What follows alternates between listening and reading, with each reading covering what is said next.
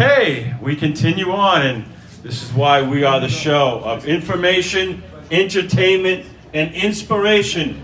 And Michael Calborough, you've given us the great inspiration tonight. Maureen Griffin and Marvin Weiss have been very inspiring as well.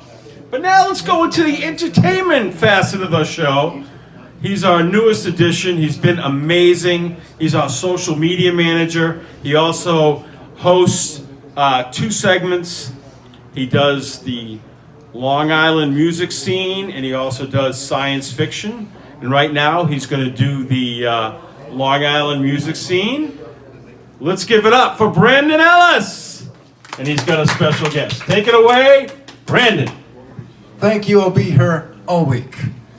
All right, so as you know, as Howie said, it is time for Hit List, where we go to the latest hits that should be on your music list. And today I got a treat for you. I got Vinny here, part of the band Oolong. How are you doing, Vinny? I'm great, man. Happy to be here. So, like the whole thing about the music scene is there's like layers to it. So, it starts off, you just got like what people listen to, and then you got like the underground scene. There's a huge underground punk and indie shoegazy scene that exists here on Long Island. It's huge. I mean, like early like 2000s bands like Taking Back Sunday, Brand New from Levittown, even like bands today like Oso Oso that are actually from Long Beach. We also, there's so many good bands here on Long Island. Like you got bands like Max Seal. So there's a huge thriving scene here. We have places like Amityville Music Hall in Amityville, obviously, and like Revolution, and place out in Patchogue. I always forget it. I'm just gonna move on with that one. Okay. But the whole thing is, there's a huge scene here. So yeah, I'm in a band called Oolong. We're a punk band. It's like punk with like jazz and a lot of stuff. I don't know. It's cool. I like it. I don't know. I just do whatever I feel like doing.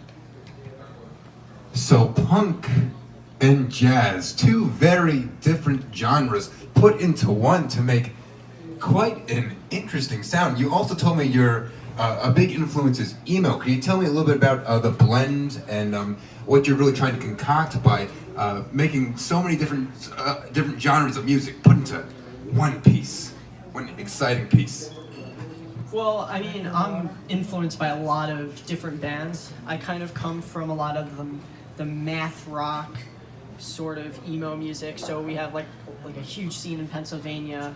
Bands like Algernon Cadwallader, Glockamora. In Massachusetts you have I Kill Giants, or New Jersey you have Dads, and California you have like Sparkle emo. I'm just so enthralled with emo as a whole. Like I said, there's a lot of different types of emo bands, and what I try to do, or what I do, is I just take a lot of the influences or the things that I like, and I kind of put it all together. There is a lot of like I try to use Zark chord progressions and more like jazz based, but there's a lot of pop punk influence, but it's very progressive, so there's no set song structures and whatnot. So it's a whole mix of stuff. I really just like, I get bored really easily, so I make sure that each song is, I like weird time signatures, so things that just don't sound right. It's bizarre, but that's just what I like. And what's interesting is here on Long Island is a huge scene that is known for like that type of sound too. We have bands like Max Seal. They're an awesome Long Island band. They're like that jazzy, mathy, mainly math rock emo bands, but they play shows weekly. I think they were playing something yesterday, and they're here on Long Island as well. There's a lot of good bands here. The thing about math rock really is it's very sort of, I guess, up your alley, as in it's a bit unconventional. It's something something very unique. It has a very unique sound. Again, as you said, with time signatures, it'll include different instruments, different synths, and create something extraordinary that you're not really going to hear with your average band. So with math rock, that's very interesting. And with jazz, a lot of times with jazz, you'll have different players that sort of freestyle and go off the rails. So you're combining these seemingly different genres, but taking the attributes that make them similar and putting them into one amazing concoction, really. Yeah, like I like very angular sounding riffs, things that sound off to the ear.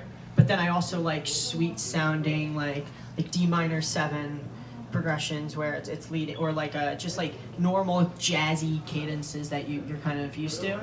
But then, like I said, there's also a huge like pop punk influence. So there's a lot of kind of like, I'm very into Green Day when I was a kid. I was very into like that type of sound. So a lot of the vocals and things like that, and how the songs, I guess, verse-wise, how the verses are written, how I write a lot of the choruses or chorusy type parts. Like I said, there's no set song structures in a lot of these songs. It's very like proggy, progressive.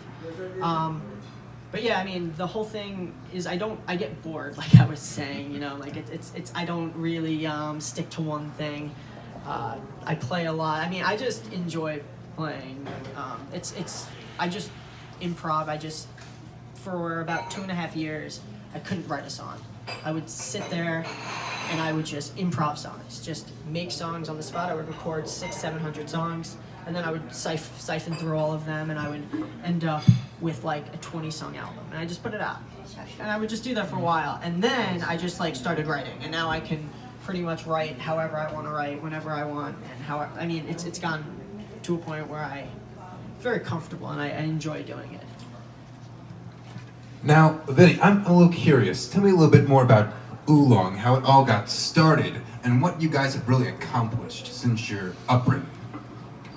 Okay, so I was in a band before. We were called Act 1 Scene 7. We were very small. We were kind of in before we were like an established band. It was more or less we wrote some songs, rehearsed them for months and months, and then kind of dissolved, and that never really took off. But I kind of wanted to do something for a while. So in March, I started pretty much just writing.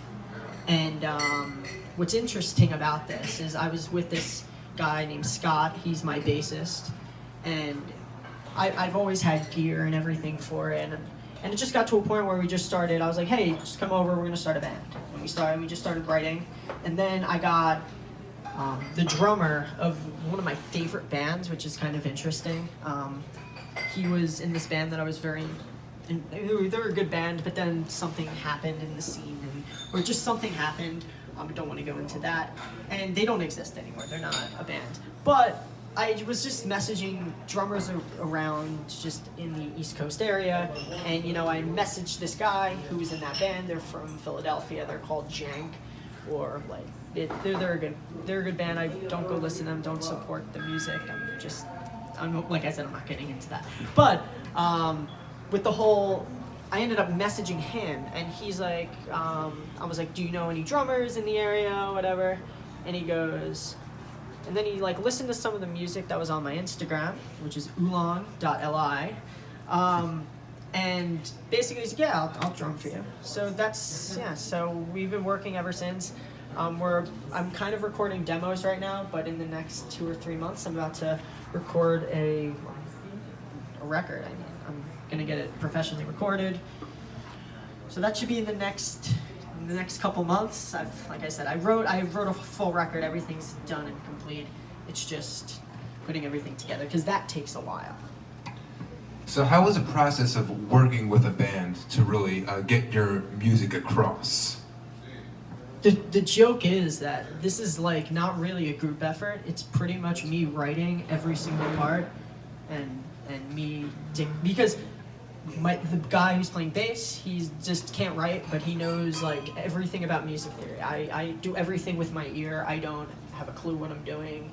I can't really explain stuff, but I just do everything with my ear. But he is like a huge like theory aficionado, so he kind of just will help me come up with things, things like that. But I write everything. And like I said, my drummer, he's in Philadelphia. So he's just kind of like, I'm sending him demos and he's just like playing over them and just learning the songs like that. And then we're going to regroup and group up and whatnot. But when I was in bands previously, it ends up just being that anyway, because I'm super into the music part of it. I'm super obsessive, so I'll just get right into it and I cannot, like, it has to be perfect. So, I mean, I just take control of all of it.